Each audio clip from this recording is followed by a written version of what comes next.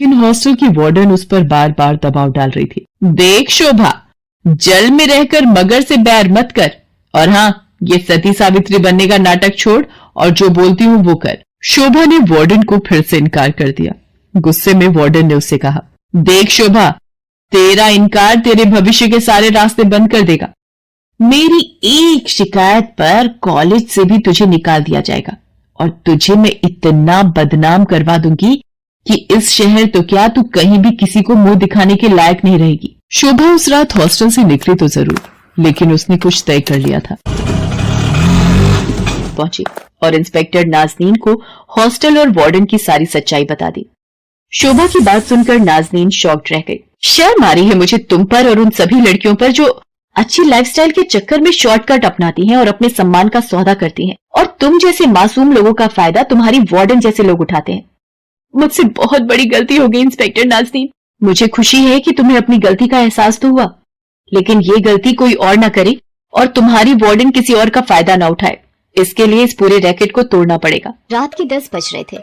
हर ओर सन्नाटा था, लेकिन रात के इस सन्नाटे में गर्ल्स हॉस्टल से एक लड़की बाहर निकलती है। उसकी सैंडल की खटखट की आवाज से वो सन्नाटा टूटता है।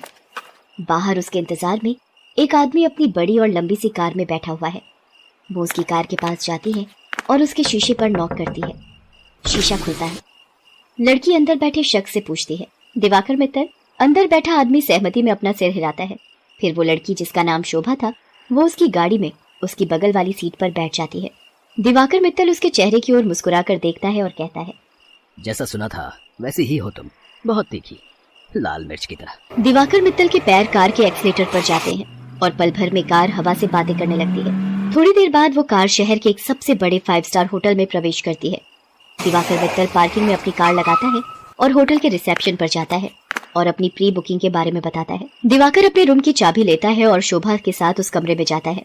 दिवाकर दरवाजा बंद करता है और शोभा से पूछता है, कुछ लोगी तुम पीने या खाने में? आप जो भी मंगा लीजिए। दिवाकर होटल के कमरे में लगे फोन से रिसेप्शन पर कॉल करके अपना ऑर्डर देता है। थोड़ी देर में वेटर ऑर्डर लेकर आ जाता है। वे दोनों खाने के साथ साथ थोड़ा थोड़ा पीते भी हैं और फिर दिवाकर और शोभा एक दूसरे में खो जाते हैं। सुबह जब शोभा की नींद खुलती है तो दिवाकर वहां नहीं होता है।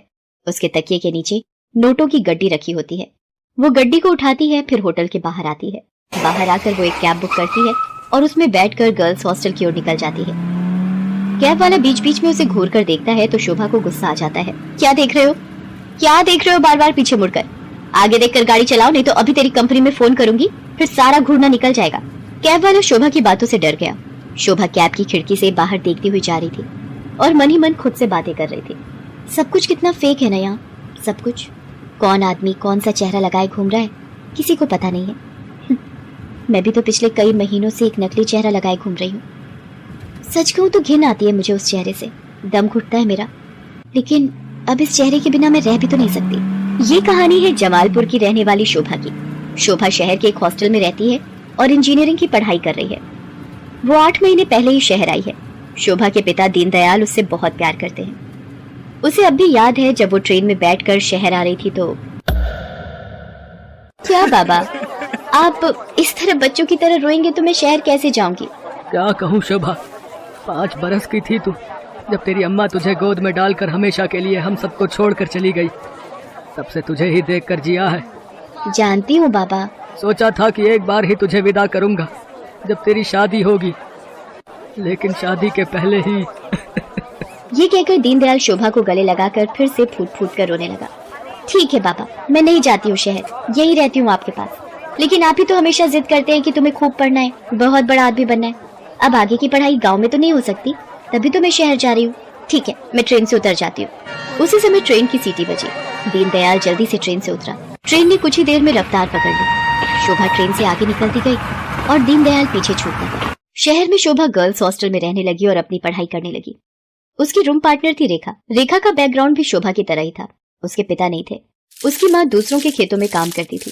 बहुत कठिनाई से गुजर बसर होता था। एक दिन की बात है, शोभा कमरे की सफाई कर रही थी तो उसे रेखा के तकिए के नीचे से नोटों की गड्डी मिली। इतने सारे पैसे, ये यहाँ कैसे आए? रेखा उस समय नहा रही थी।